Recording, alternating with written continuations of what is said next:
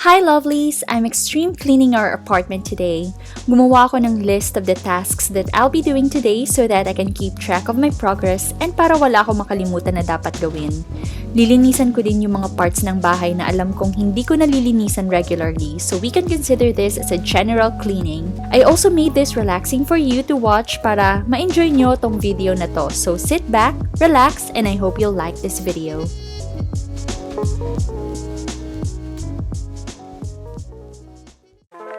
This is how our bedroom looks like in the morning. I know it's a mess, kaya ang pinakauna ko talagang nililinisan sa bahay is yung kwarto namin. I'm going to change our bed covers today. Every week ako nagpapalit ng bed sheets kasi ayoko na nagtatagal masyado ang paggamit ng bed covers. By the way guys, I made a laundry routine video, so if you want to check it out, I'll have the link in the description box below.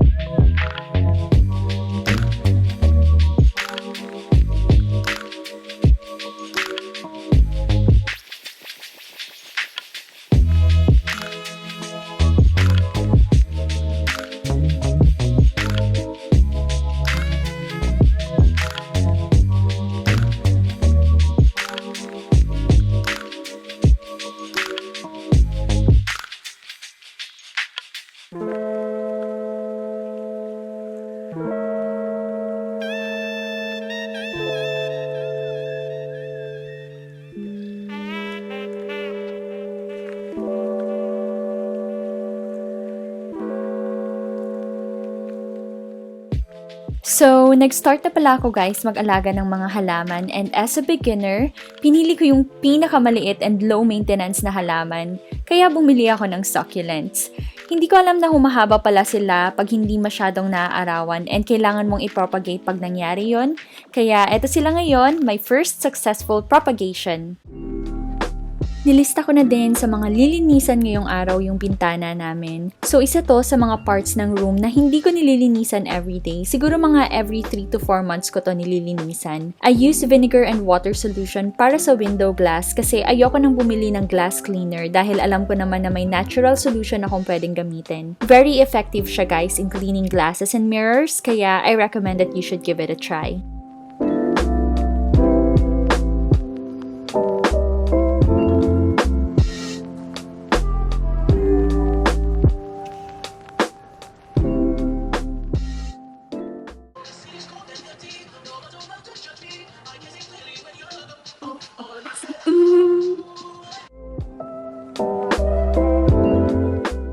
Now, I'm going to wipe the surfaces naman. I'm using this method all-purpose cleaner and so far, I'm highly satisfied with this brand. Did you know that Method products are non-toxic and biodegradable? Kaya if gusto nyo din na makatulong sa environment through sa maliit na bagay na to, I really recommend na itry nyo din to guys. You can buy it from Shopee or Lazada if nasa Pilipinas kayo. I'll put the link in the description box below. Nag-wipe naman ako ng surfaces namin at least 3 to 4 times a week.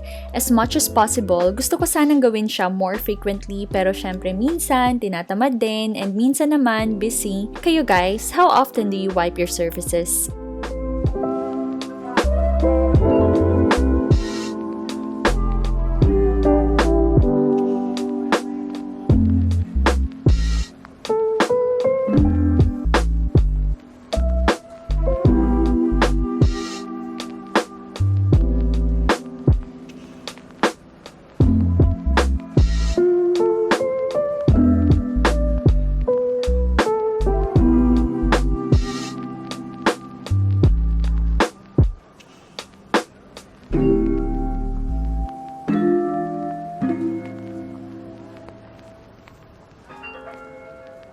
Ito naman yung bouquet na ginamit ko sa civil wedding namin dito sa New Zealand. Siguro isa to sa mga forever kong ikikip kasi it reminds me of our very simple wedding which proved to be the most memorable event of our lives so far. By the way, if gusto nyong malaman yung kwento ng pagpapakasal namin dito sa New Zealand, I'll also have it linked in the description box below.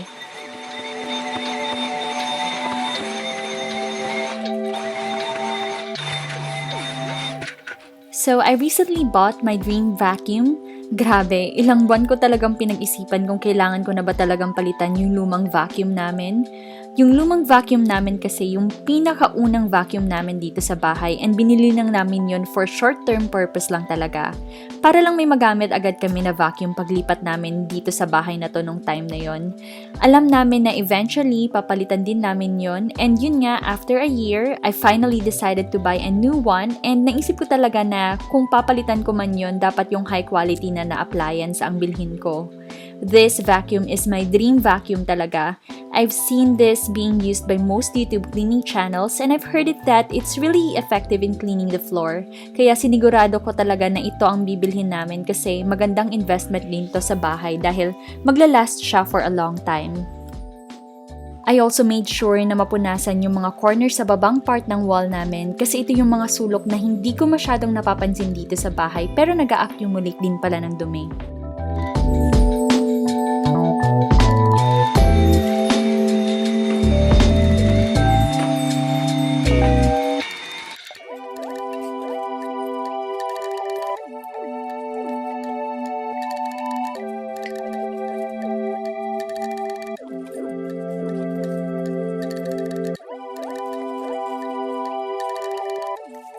Ang pinakauli ko namang gagawin dito sa loob ng kwarto is mag-fold ng mga nilabhan. By the way guys, kung gusto nyong malaman kung paano ko fino-fold yung clothes namin, meron akong video about that. Ang title niya is Closet Organization. Ilalagay ko na lang din yung link ng video sa description box below.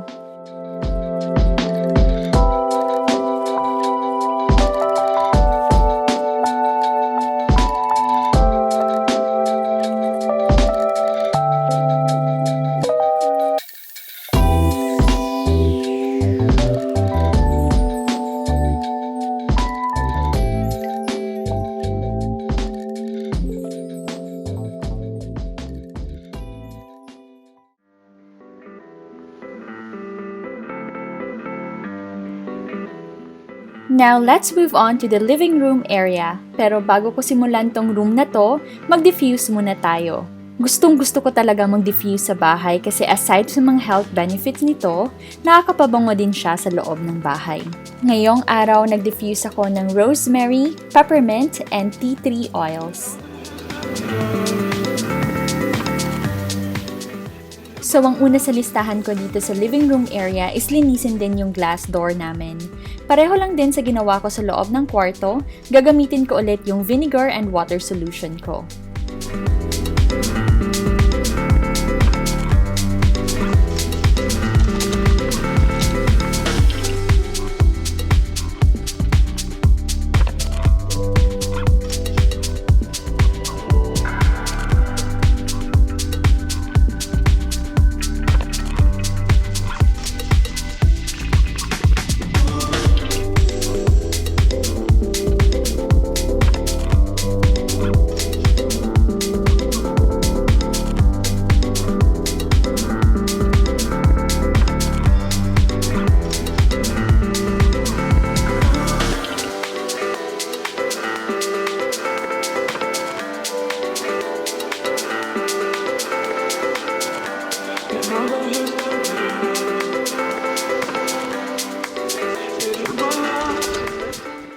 Gusto ko ding itackle tong mga sulok-sulok dito sa sliding door namin. Siguro every 3 to 4 months ko din ito bago linisan. And isa to actually sa mga parts ng bahay natin na hindi natin masyadong pinapansin na linisan kasi una, mahirap siyang linisan and kailangan talagang tiyagaan ng paglilinis.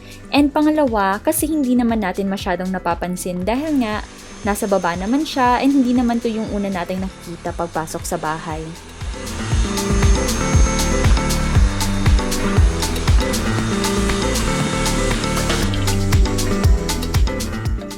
Next naman sa listahan natin is mag-wipe ng surfaces sa living area.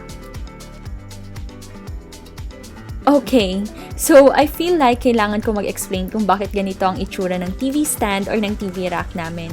Kung mapapansin nyo guys, may dalawang printer dito and instead of yung TV namin, yun yung dalawang printer yung nakalagay dyan. Nagpabili kasi ako kay Dennis ng printer and dalawa yung nahanap niya na second-hand printers actually. Yung isa is nabili niya lang for $1. $1 guys, fully functioning and with ink pa yan ha. And yung isa naman is for $25. Ganyan siya kagaling sa pagtitipid guys, kaya I feel lucky to have him talaga. Anyway, ibebenta lang din namin tong isang printer dito eventually. Gusto lang talaga ni Dennis na ubusin muna yung ink. By the way, binenta ko na din pala yung bookshelf namin dito sa bahay kaya nakapatong lang yung mga libro din dito. May balak din kasi ako mag-makeover ng living area namin kasi I'm planning to change my lifestyle. And abangan nyo yan guys this October kasi magpo-post ako ng series ng videos about it. Kung napansin nyo guys, dalawa lang yung surfaces na kailangan kong punasan dito sa living room namin. Isa is yung TV rack namin, and isa naman is itong dining table namin. Isa yan actually sa secrets para ma-maintain na malinis ang bahay nyo. Keep your furniture and appliances to a minimum, especially kung maliit lang din yung bahay nyo gaya dito sa amin. Hindi naman kailangan na bawat corner ng bahay is may nakalagay na gamit.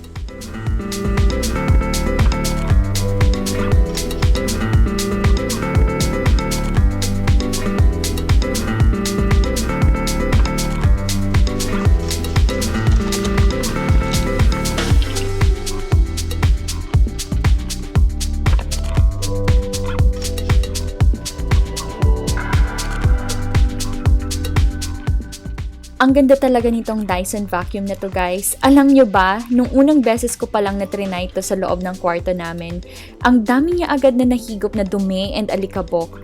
Napaisip nga ako nun na baka hindi pala effective yung dating vacuum na gamit namin.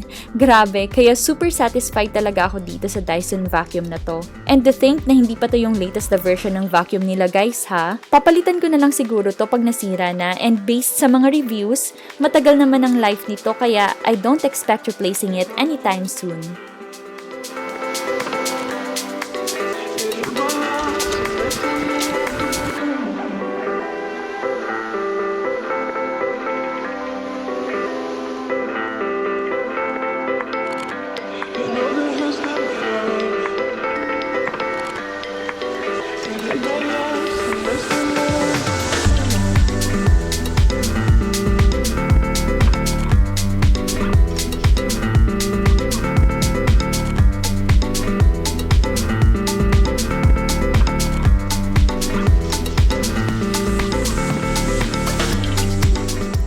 Isi-skip ko na pala tong paglinis ng kitchen namin ngayong araw kasi nalinisan naman siya this morning. Kaya after ko sa pag-vacuum, didiretso ako sa paglinis ng bathroom namin.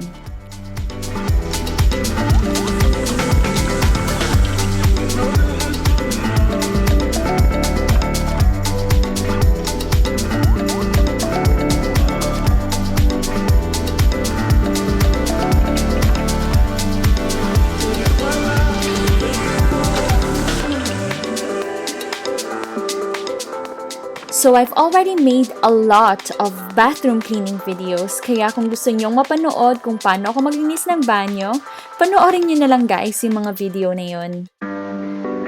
Pero syempre, ipapakita ko sa inyo guys kung ano yung mga bihira ko lang na matakel dito sa loob ng banyo. And isa na dito yung bathroom walls namin. So as time goes by, dahil sa palaging damp sa loob ng banyo natin, hindi maiwasang magkaroon ng molds lalo na sa mga kanto and sa tile grouts na din. So ito yung ipapakita ko ngayon sa video na to. Tatanggalin ko tong mga molds na to gamit lang ang bleach and toothbrush. So meron akong dalawang toothbrush na ginagamit sa panglinis.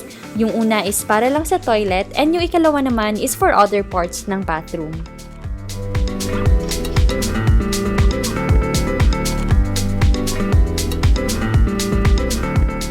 Pinunasan ko na din ng bleach solution itong blinds namin and yung frame ng bintana namin sa banyo kasi nagmo-mold na din siya.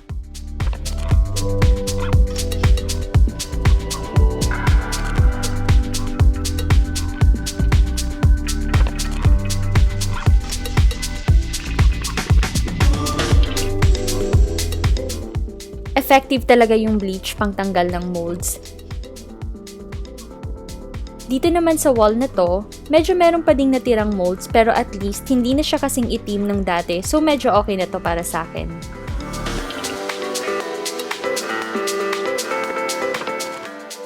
Ito naman yung pinaka-last task ko today. I always mop our floor with water diluted with fabric softener para completely na malinis na yung floor and bumango na din siya. So, that is it for this video, you guys. Kung nagustuhan nyo tong video na to, please hit like para gumawa pa ako ng mga ganitong klaseng videos. Also, don't forget to subscribe to my channel and follow me na din on my Instagram account, it's at lovetrisha12, and Facebook account, it's thelovetrisha12. Also, huwag kalimutan to turn on the notification bell icon to keep you notified every time I post a new video. Stay safe kayo lagi and see you on my next video. Bye!